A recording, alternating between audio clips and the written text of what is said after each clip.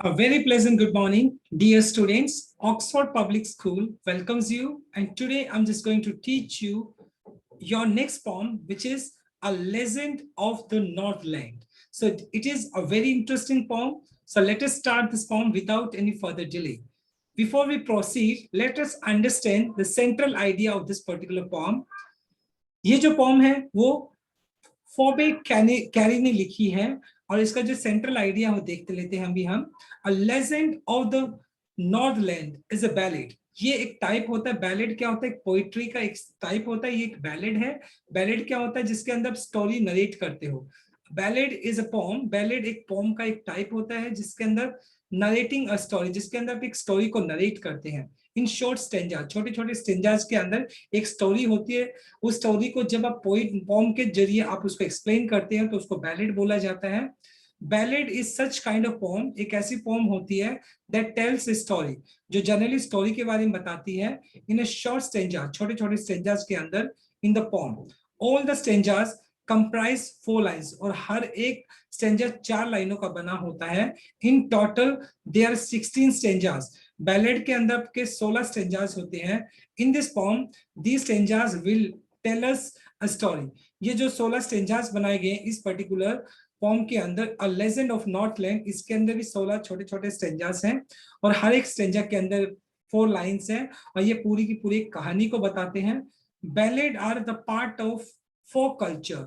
जो हमारा ट्रेडिशन होता है उसके कल्चर के बारे में होता है, या पॉपुलर कल्चर, या past only orally from one to generation to next। Generally जो बैलेड होती हैं, जो कहानियां होती है, वो क्या होती है?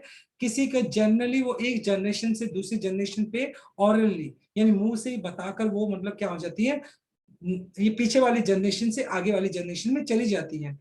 And folk culture is a story. Folk culture generally एक स्टोरी होती है। An area is known as ballad. मतलब एक पर्टिकुलर एरिया के अंदर कोई स्टोरी फेमस होती है तो उसको बैलेड कह सकते हैं हम। Folk culture comprise of traditional stories, जिसके अंदर कोई परंपरागत जो एक पर्टिकुलर एरियाज की कुछ स्टोरीज होती है उसके बारे में हम डिस्कस करते हैं। And which passes from one generation to next. और वो जो स्टोरीज होती है वो लिमिटेड एक एरिया के अंदर फेमस होती है, एक जनरेशन से वो दूसरी जनरेशन में चली जाती है। तो इन शॉर्ट हमें इन लाइनों में पता चला है कि बैलेड एक टाइप का एक पोम होता है जो क्या होता है, जिसके अंदर 16 स्टेंजाज होते हैं और हर एक स्टेंजा के अंदर 4 लाइन्स होता है। और जनरली वो किसी भी एक पर्टिकुलर स्टोरी के बारे में बताते हैं, फोक स्टोरी के बारे में बताते हैं। उसको बैलेड बोला जाता है, उसको बैलेड बोला जाता है। This story is about Northland area. और जैसे कि टाइटल के अंदर पता है, नॉर्थलैंड यानी नॉर्थ साइड में आने वाला जो एरिया के बारे में कहानी बताई गई है। The area which is near the north pole, जो एरिया की नॉर्थ पोल के आसपास पड़ता है। This exact place is not specified, मतलब लेकिन जो स्पेसिफाई नहीं किया गया है इस पोम के अंदर एग्जैक्टली नॉर्थलैंड यानी नॉर्थ में पड़ने वाला जो एरिया है उसके बारे में बताया गया, जो कि नॉर्थ पोल के आसपास पड़ता है, लेकिन कोई स्पेसिफिक एरिया का जिक्र नहीं किया गया है। But Northland means the area in the north most part of the earth, यानी नॉर्थ जो अर्थ है हमारा उसके नॉर्थ साइड में पड़ने वाला जो पार्ट है उसके बारे में नॉर्थलैंड बोला गया है, नियर द नॉर्थ पोल, जो कि नॉर्थ पोल के आसपास पड़ता है। लेजेंड का जो मीनिंग है यहाँ पर हिस्टोरिकल स्टोरी, कोई भी ऐतिहासिक जो कहानी होती है उसके लिए बोला गया लेजेंड। तो यहाँ पे मतलब एक लेजेंड के बारे में कहानी है, जो कि कहाँ का लेजेंड था? नॉर्थ साइड के अंदर था, उसके बारे में कोई कहानी है। वो कहानी हमें देखनी है इस पोम के अंदर। On which very old, which is very old, ये जो कहानी है बहुत ज्यादा पुरानी है। And has been passed from generation to generation. और ये जो मतलब क्या है, एक जनरेशन से दूसरी जनरेशन तक ये जो कहानी है लेजेंड ऑफ नॉर्थलैंड, पुरानी जनरेशन से नई जनरेशन में हमेशा ये आगे के आगे पास ऑन होती रही है। तो देखते हैं एक्चुअली में कहानी क्या है। देखिए संजय वाइज हम एक्सप्लेनेशन को देखते हैं। Away away in the Northland where the hours of the day are few and the nights are so long in winter as they cannot sleep them through। देखो मतलब यहाँ पे बताया गया है, नॉर्थलैंड की बात की गई है in the region around the north pole, मतलब एक ऐसा एरिया जो कि नॉर्थ पोल के आसपास पड़ता है, नॉर्थलैंड जिसको बताया गया पोम के अंदर।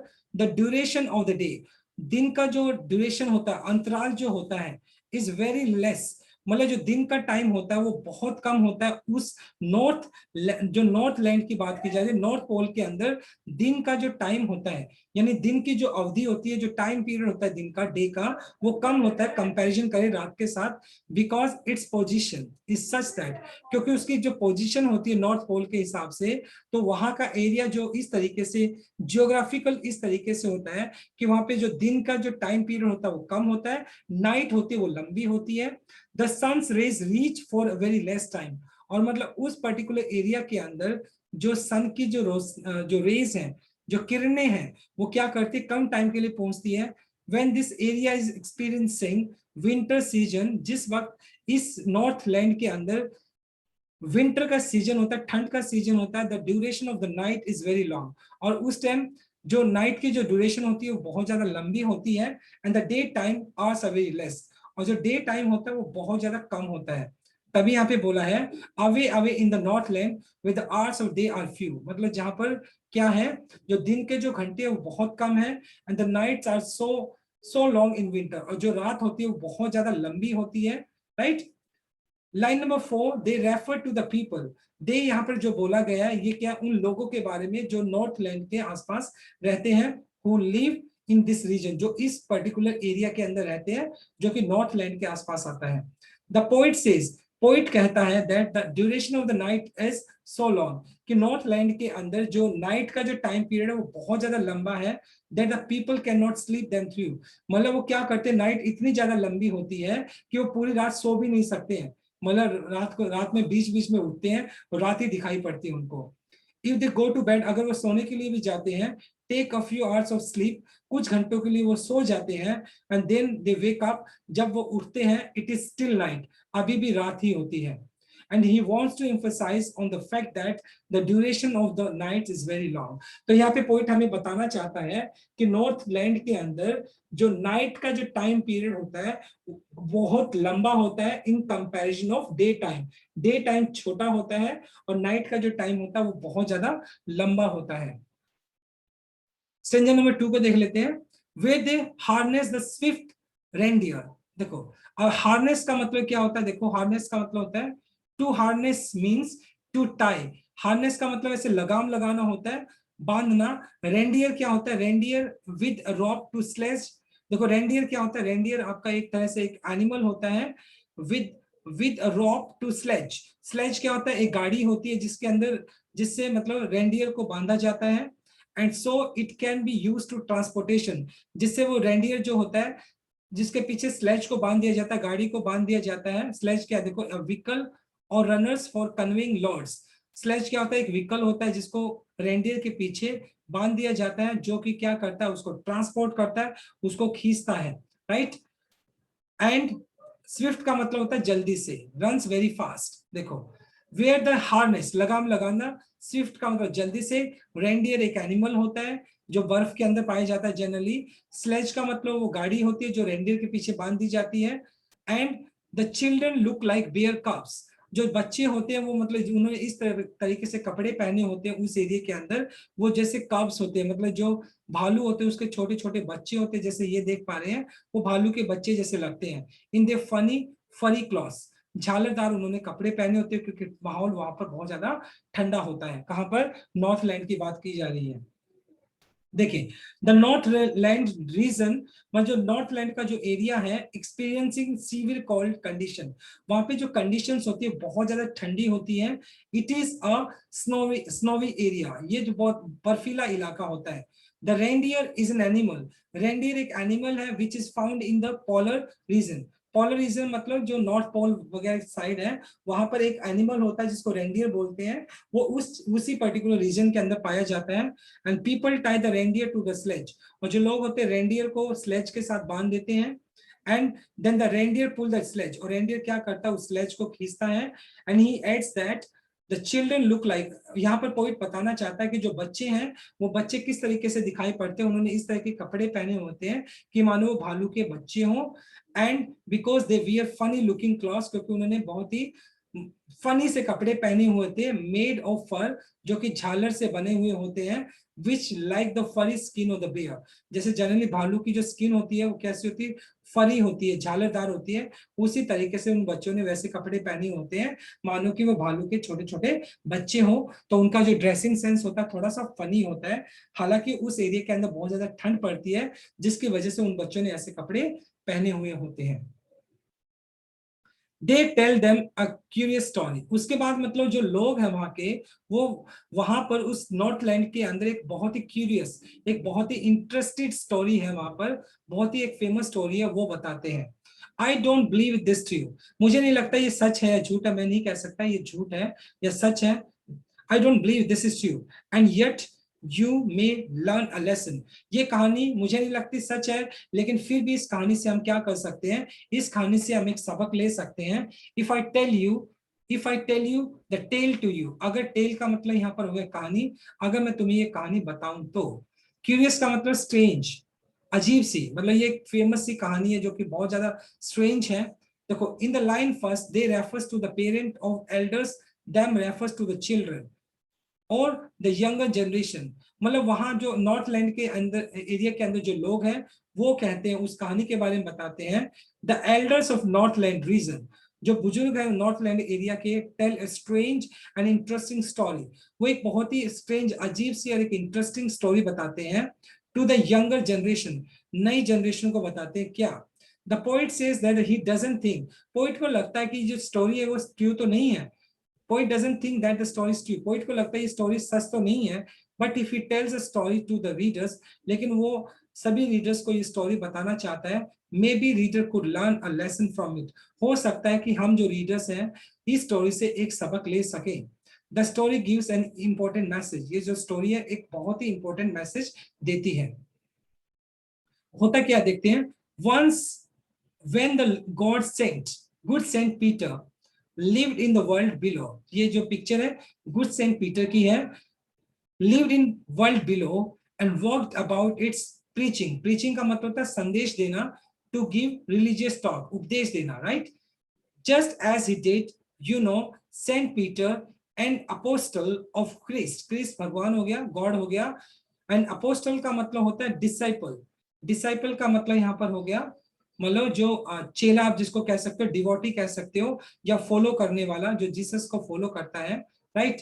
तो यहाँ पे बताया गया है कि the story is about Saint Peter, ये जो कहानी है वो सेंट पीटर के बारे में है। When Saint Peter used to live in the world, जब सेंट पीटर क्या था, इस दुनिया में रहता था, एंड वेंट अराउंड, और चारों तरफ घूमता था, एंड गिविंग रिलीजियस लेक्चर्स, और वो लोगों को उपदेश देता था, टू द पीपल, लोगों को, just like the saint do, जिस तरीके से संत महात्मा होते हैं उपदेश देते हैं, उसी तरीके से जो सेंट पीटर था वो लोगों को उपदेश देता था। देन एन इंसिडेंट हैपन, और उस वक्त सेंट पीटर के साथ एक इंसिडेंट घटित होता है जो कि इस कहानी में बताया गया है। वो इंसिडेंट क्या होता है देखते हैं अभी, यहाँ पे पता चलेगा। He came to the door of a cottage, जो सेंट पीटर होता है वो मतलब घूमते घूमते एक कॉटेज के दरवाजे के पास पहुंच जाता है, and he in travelling round the earth, जिस टाइम वो क्या होता है, जिस टाइम वो इस पूरी पृथ्वी के चक्कर लगा रहा होता है, तो सेंट पीटर क्या करता है, घूमते घूमते कॉटेज के पास आ जाता है, and where the little women was making cakes, जहाँ पर एक छोटी सी औरत होती है जो कि केक्स बना रही होती है, and baking them on the hearth, hearth ये जो देख पा रहे हो आप, ये इस पर्टिकुलर जो एक ये जो बनाई गई है, ओके, चिमनी टाइप बनाया गया है, इसको हार्थ बोल सकते हैं। तो वो औरत क्या कर रही थी, केक्स को उस पर सेक रही थी, ओके, द फायर प्लेस बोल सकते हैं, वेयर डू यू कुकिंग, जहां पर आप कुकिंग करते हो। तो यहाँ पे क्या है, when the Saint Peter was moving, जिस टाइम सेंट पीटर घूम रहे थे द वर्ल्ड, पूरी दुनिया को, giving religious lectures to the people, और लोगों को मतलब वो जो धार्मिक उपदेश दे रहे थे, he reach the door of a cottage, और उस वक्त वो क्या करते, कॉटेज के दरवाजे पे पहुंचते हैं, very small women was making cakes, जहाँ पर एक छोटी सी महिला होती है, औरत होती है, वो क्या कर रही होती है, केक बना रही होती है।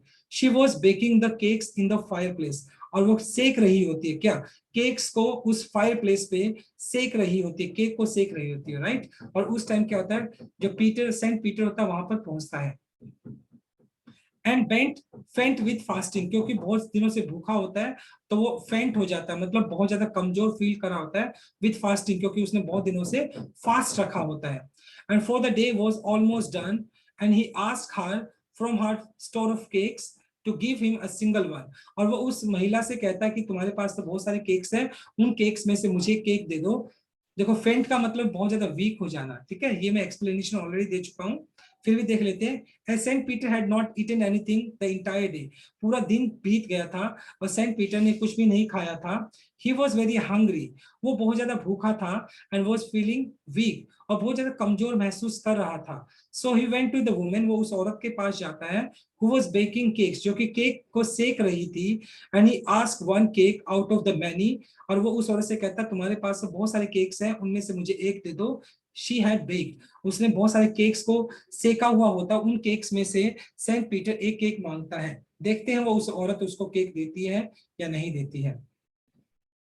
So she made a very little cake, तो उसके बाद मतलब जो महिला होती है वो थोड़ी ग्रीडी होती है और वो एक छोटा सा केक बनाती है, किसके लिए, सेंट पीटर के लिए। But it is baking, but as it baking lay, लेकिन जैसे वो उसको क्या कि बेकिंग करने के लिए उसको सेकने के लिए रखती है उस फायर प्लेस पे, शी लुक्ड एट इट, जैसे वो उस केक की तरफ देखती है, thought it seems too large to give away, तो उसके मन में लालच आ जाता है, वो छोटा सा केक उसको बहुत ज्यादा बड़ा दिखाई देने लग जाता है। उसको लगता है कि ये तो बहुत बड़ा केक है, ठीक है, तो वो बड़ा केक उसको नहीं देना चाहती थी, बट एक्चुअल में वो केक बहुत छोटा था। लेकिन वो कहते हैं देते वक्त उसको वो छोटा केक बहुत ज्यादा बड़ा दिखाई पड़ रहा था। द वुमेन वॉज सेल्फिश, वो जो औरत थी वो क्या थी, सेल्फिश थी। She did not give cake from her stall, वो अपने स्टॉल से केक नहीं देती है, इंस्टेड बल्कि क्या करती है, she started making a very small cake for Saint Peter, और सेंट पीटर के लिए एक छोटा सा केक बनाती है, क्योंकि वो बहुत ज्यादा सेल्फिश होती है। And she did not want to share her things, और वो अपनी चीजों को शेयर नहीं करना चाहती थी। But when she put the cake for the baking, लेकिन जैसे वो उस केक को सेकने के लिए उस फायर प्लेस पे रखती है, शी लुक्ड एट इट, वो उसके तरफ देखती है केक की तरफ, and thought this cake was too big to be given to someone, और उसको लगता है ये केक तो बहुत ज्यादा बड़ा है, मतलब किसी को दिया नहीं जा सकता है, तो कहीं ना कहीं उस औरत के मन में लालच आ जाता है और वो अपनी चीज को सेंट पीटर के साथ शेयर नहीं करना चाहती है। Therefore, इस वजह से she needed का आटा गूंथना अनदर, और वो आटा गूंदने लग जाती है, and still a smaller one, और वो उससे भी छोटा बनाने की कोशिश करती है। But it looked when she turned it over, जैसे वो उसको घूम मतलब उस केक को घुमाती है, as large as the first one had done, उसको पहले जितना मतलब जो पहला उसने जो केक बनाया था सेंट पीटर के लिए, जो कि उसको बड़ा दिखाई पड़ता था, अब उसने छोटा केक बनाने की कोशिश की, वो भी उसको पहले जितना ही बड़ा दिखाई पड़ा। राइट, नीडेड का जो मतलब होता है आटा गूंदना होता है। अब इसका एक्सप्लेनेशन मैं ऑलरेडी दे चुका हूँ, फिर भी देख लेते हैं। The little wiser miser women, miser का मतलब है कंजूस, जो औरत होती है, थॉट वो सोचती है that the cakes was too big to be given away, उसको लगता है जो छोटा सा केक उसने बनाया है वो उसको इतना बड़ा दिखाई पड़ता है कि वो किसी को दे नहीं सकती है। So she started making another smaller cake, वो दूसरा छोटा केक बनाने लग जाती है। When she looked at that cake, जैसे वो उस केक की तरफ देखती है, she felt that, उसको महसूस होता है, it was as big as the previous one, जो पहले वाला केक था उतना ही बड़ा केक उसको ये भी दिखाई पड़ता है। Again she was not ready to give this smaller cake to Saint Peter, और उसके मन में फिर लालच आ जाता है और सेंट पीटर को ये केक भी वो नहीं देती है, तो सेंट पीटर को अब गुस्सा आने वाला है। Then she took a tiny scrap of dough, dough का मतलब आटा जो गूथा हुआ होता है उसको बोलते हैं, उसमें से छोटा सा मतलब जो आटा गूथा हुआ होता है उसकी वो एक आटा गूथा होता है उसको लेती है, and roll the roll and it flat, और वो क्या करती है उस आटे गूथे हुए आटे को क्या करती है, रोल करके उसको बिल्कुल फ्लैट कर देती है, and baked thin as wafer. Wafer क्या होता है, जनरली ये जो देख पा रहे हो ये वेफर होता है, बिल्कुल पतला सा होता है, ठीक है, but she couldn't part with that, लेकिन वो भी वो नहीं दे पाती है, इतना ज्यादा पतला होता है वो भी नहीं दे पाती है। स्क्रैप का मतलब होता है स्मॉल अमाउंट, राइट। अब इसका एक्सप्लेनेशन देख लेते हैं। द थर्ड टाइम, वो तीसरी बार क्या करती है, she took a very small amount dough of rolled it, वो आटा जो गूथा हुआ होता है उसकी छोटी सी अमाउंट, यानी थोड़ा सा आटा वो लेती है, उसके बाद उसको रोल करने की कोशिश करती है। Then the poet says that, यहाँ पे पोइट बोलता है that she rolled and rolled, वो उस आटे गूथे आटे को रोल करती है, ले एम्फसाइज और बहुत ज्यादा जोर देती है on fact that she rolled the dough and it made it very thin like a wafer, और वो उसको इतना पतला बना देती है एक वेफर की तरह, बिल्कुल एक वेफर जो होता है उसकी तरह बिल्कुल पतला बना देती है, एंड बेक्ड इट, और वो उसको बेक करने लग जाती है। But she was so greedy, वो इतनी ज्यादा लालची थी that she could not give that thin piece of bread to the saint, और वो जो जो ब्रेड था उसने जो बनाया था जो कि वेफर की तरह दिखाई पड़ रहा था, वो इतनी लालची थी कि वो वेफर को भी नहीं दे सकती थी। For she said, वो कहती है, my cakes that seems too small, कि मेरे जो केक मुझे तो छोटे दिखाई पड़ते हैं, when I eat them myself, जो वो केक जब मैं खाती हूँ तो ये केक मुझे तो छोटे दिखाई पड़ते हैं, and are yet too large to give away, लेकिन यही केक मुझे बहुत बड़े दिखाई पड़ते हैं जब मुझे किसी को ये केक्स देने होते हैं। So she put down on the shelf, और वो सेंट पीटर को वो देने की बजाय, केक देने की बजाय उसको शेल्फ पे रख देती है, राइट। तो यहाँ पे देखते हैं द वुमेन रीजन, यहाँ पे जो औरत है वो मतलब क्या करती है, रीजन देती है, कारण बताती है। When she at the cakes, जब वो केक को खुद खाती है ना, she felt that the cakes they were very small, वो केक जब वो खुद खाती है तो वो केक उसको बहुत छोटे दिखाई पड़ते हैं। But she had to give them, जब उसको वो केक किसी को देने होते हैं, she felt that they were very they were too big to be given away, वही केक उसको बहुत बड़े दिखाई पड़ते हैं जब वो केक उसको किसी और को देने होते हैं। She put all the cakes on the shelf, वो सारे के सारे केक को शेल्फ के ऊपर रख देती है of her kitchen, and she did not give any cake to Saint Peter, और लालच के मारे वो सेंट पीटर को कोई भी केक नहीं देती है। देन गुड सेंट पीटर ग्रू एंग्री, उसके बाद जो सेंट पीटर होता है बहुत ज्यादा गुस्सा हो जाते हैं। For he was angry and फेंट, क्योंकि वो बहुत ज्यादा भूखा होता है और ऑलमोस्ट बहुत ज्यादा वीक हो जाता है। And surely such a women, मतलब ये जो औरत है वो enough to provoke a saint, और ये जो औरत थी वो एक ऐसी औरत थी जो कि प्रोवोक का मतलब भड़का देना, सेंट को मतलब किसी भी सेंट को भड़का सकती थी। प्रोवोक का मतलब किसी को उकसाना, राइट। तो Saint Peter became very angry, Saint Peter बहुत ज्यादा गुस्सा हो जाता है क्योंकि ये जो औरत होती है सेंट पीटर को देने से मना कर देती है, केक देने से मना कर देती है। ही वॉज वेरी एंग्री, वो बहुत ज्यादा गुस्सा होता है।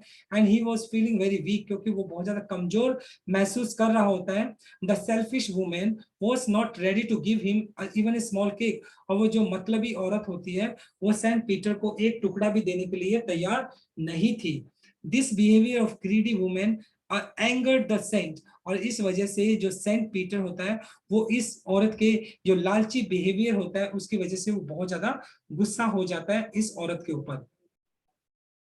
एंड ही सेड, और सेंट पीटर क्या बोलता है, he said you are too selfish, तुम बहुत ज्यादा मतलबी हो। टू ड्वेल, ड्वेल का मतलब कहीं पे रहना, ड्वेल का मतलब to live in a human form, मतलब तुम मतलब इस जो ह्यूमन फॉर्म मतलब ये जो ह्यूमन बॉडी है उसमें तुम रहने के लायक ही नहीं हो।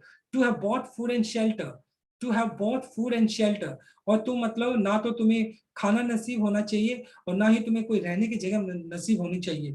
तुम इस इंसान की जो एक बॉडी है इसके तुम लायक ही नहीं हो। And fire to keep you warm, और ना ही तुम्हारे पास आग होनी चाहिए जिससे कि तुम अपने आप को गर्म रख सको।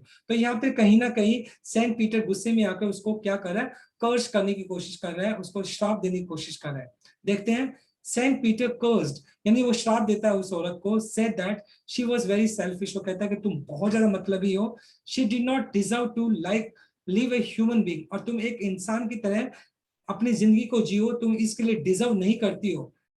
And he added that God had given her food, कि उसने वो कहता है कि भगवान ने तुम्हें खाना दिया है, रहने के लिए जगह दी है, आग दी है जिससे कि तुम अपने आप को गर्म रख सकती हो। But she had become selfish, लेकिन वो बहुत ज्यादा मतलबी बन चुकी है। For all the resources she had, जितने भी रिसोर्सेज उसके पास है वो रिसोर्सेज वो सिर्फ खुद तक सीमित है, वो किसी को नहीं देती है। वो औरत बहुत ज्यादा मतलबी बन चुकी है। She did not want to share them with anybody, और वो ये सारे के सारे रिसोर्सेज वो किसी के साथ शेयर नहीं करना चाहती है। तो यहाँ पर सेंट पीटर गुस्से में आकर वो उस औरत को कहीं ना कहीं श्राप देता है।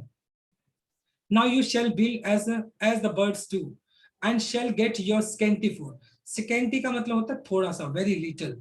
And by boring and boring and boring, boring का मतलब क्या होता है, make a hole in something with a tool और बाय डिगिंग। तो जनरली अगर आपने देखा होगा वुड पैकर जो होता है, ये जो बर्ड है वुड पैकर, जनरली अपनी चोंच से क्या करता है, इसके अंदर वो छेद करता है, होल बनाता है, इसको हम बोल सकते हैं बोरिंग करना, right. And all day in the yard hard dry would, सूखा जो मतलब ड्राई वुड जो लकड़ी है उसके ऊपर ये क्या करता है, वुड पैकर होल बनाता रहता है। तो कहीं ना कहीं जो सेंट पीटर है उसको श्राप देता है और कहता है कि तुम एक वुड पैकर बन जाओ। जैसे एक वुड पैकर सारा दिन क्या करता है, वो एक सूखी जो लकड़ी होता है उसके अंदर वो होल बनाता रहता है, उसी तरीके से तुम भी एक वुड पैकर बन जाओ। तो कहीं ना कहीं मतलब जो सेंट पीटर है वो उस औरत को श्राप देता है। यहाँ पर देखते हैं अभी, saint Peter cursed, saint Peter क्या करता, कर्स करता, श्राप देता है द वुमेन, उस औरत को, hence she would become a bird, कि वो एक बर्ड बन जाए, because she did not deserve the human form, क्योंकि वो इंसान बनना डिजर्व नहीं करती है, तो इसलिए सेंट पीटर उसको एक बर्ड बना देता है। And she shell become a bird just like birds build their houses by burning into the wood and collect very little food by working hard and entire day. जिस तरीके से जो birds होते हैं वो क्या करते हैं, वो सारे के दिन मतलब क्या करते हैं, अपना थोड़ा थोड़ा करके फूड को इकट्ठा करते हैं, अपने नेस्ट को बनाते हैं। तो उसी तरीके से ये जो बर्ड है, उसी तरीके से जो औरत जो कि अभी एक बर्ड बन चुकी है, वो भी उन्हीं बर्ड्स की तरह काम करेगी। Similarly she would also work hard in day in the dry would, और वो क्या करेगी, वो मतलब ये सूखा जो वुड है, ये जो लकड़ी है उसके ऊपर काम करेगी। And day and night little food make little place for herself to live in, और मैं क्या करेगी, टू लिटिल फूड, उसके लिए खाने के लिए थोड़ा होगा और उसके लिए छोटी सी जगह होगी रहने के लिए भी। ये वुड पेकर की एक इमेज है। वुड पेकर क्या करता है, वो लकड़ी के अंदर होल करता रहता है और मतलब सारे दिन वो उस काम में बिजी रहता है। तो इस तरीके से सेंट पीटर उस औरत को श्राप देता है एक बर्ड बनने के लिए। then up she went through the chimney, then up, और उसके बाद जो औरत होती है वो जो क्या होती है, बर्ड बन जाती है और went through the chimney, और चिमनी से वो बाहर निकलती है। जैसे आप ये चिमनी को देख पा रहे हो, चिमनी से ये औरत बाहर निकल रही है और वो क्या बन जाती है, एक बर्ड बन जाती है। And then never speaking a word, और उसके बाद वो औरत कभी भी एक भी शब्द नहीं बोलती है, क्योंकि वो औरत एक बर्ड बन जाती है। And out of the top flew a woodpecker, और वो क्या बनती है, एक वुड पैकर बन जाती है, एक बर्ड बन जाती है। And for she was changed to bird, क्योंकि वो एक बर्ड बन गई थी। और मतलब जो सेंट पीटर का जो श्राप था, उसने उस औरत को क्या बना दिया था, एक वुड पैकर बना दिया था। As soon as saint Peter cursed, जैसे सेंट पीटर ने उस औरत को श्राप दिया, she did not get a chance to speak, और उस औरत को चांस भी नहीं मिला कि वो कुछ बोल पाए, because that very moment she flew up to the roof, और उसी वक्त वो मतलब छत से उड़ जाती है, थ्रू द चिमनी, चिमनी से होते हुए वो उड़ जाती है, and flu out in the form of A bird, और वो एक बर्ड बन जाती है, एक औरत से वो एक बर्ड बन जाती है। And saint Peter cursed had converted the woman into bird, और मतलब सेंट पीटर का जो श्राप था उस औरत को एक औरत से क्या बना देता है, एक बर्ड में कन्वर्ट कर देता है। तो इस तरीके से सेंट पीटर का गुस्सा उस औरत को क्या बना देता है, एक बर्ड बना देता है।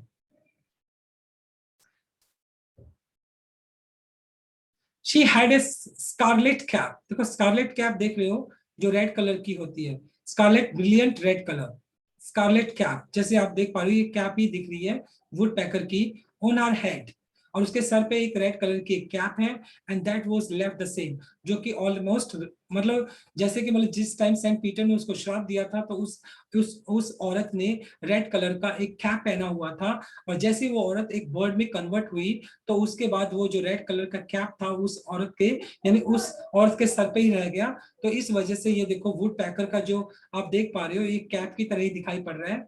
But all the rest of her clothes were burn, और उसके जो सारे के सारे जो कपड़े थे वो सारे के सारे जल चुके थे। ब्लैक एज कॉल, जो कि बिल्कुल कोयले की तरह जल चुके थे। इन द फ्लेम, फ्लेम का मतलब आग के अंदर जल चुके थे।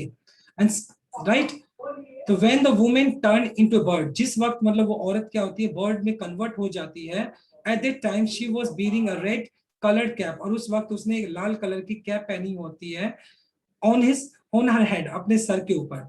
This cap was there on the bird head also, जैसे कि आप पिक्चर में देख पा रहे हो, जैसे ही मतलब वो औरत बर्ड में कन्वर्ट होती है, तो उसके सर पर भी वो आपको कैप दिखाई पड़ती है। वो the women remaining clothes had burn, और जो औरत के जो कपड़े थे वो जल चुके थे कोयले की तरह। Turn black in the colour of just call, मतलब जो कोयले की तरह उस औरत के जो कपड़े थे वो जल चुके थे, और उसके सर पर वो रेड कैप मतलब एज ए बर्ड भी रह गई थी। Right, and every country school boy, country मतलब विलेज कह सकते हो, एंड स्कूल बॉय, स्कूल में जाने वाला हर एक बच्चा has seen her in the wood, और मतलब scene her in the wood, और हर एक बच्चा जो कि गांव से हो, कहीं से भी बिलोंग करता हो, वो उसको देखता है, किसको, उस वुड पैकर को, उस महिला को जो कि वुड पैकर बनी थी, उसको देखता है, where she lives in the tree this very day, मतलब आज तक वो जो औरत जो कि वुड पैकर बनी हुई थी, जो आज भी वहीं पर रहती है, राइट। तो इस तरीके से देखो, कंट्री का मतलब बताया belonging to the countryside, rural areas, जो कि गांव से बिलोंग करते हैं, वो लोग भी उस औरत को जो कि वुड पैकर बनी हुई है, उसको आज तक देख पाते हैं। तो ये एक मतलब क्या, एक फोक स्टोरी है, जो कि जनरेशन से आज तक, मतलब पुरानी जनरेशन से आज तक चलती आ रही है। People who live in the countryside, जो लोग गांव के एरिया में रहते हैं, even the small children, school जाने वाले जो बच्चे हैं, seen this kind of bird in the woods, woods का मतलब जंगल के अंदर, मतलब अक्सर वो इस तरह के बर्ड को देखते हैं।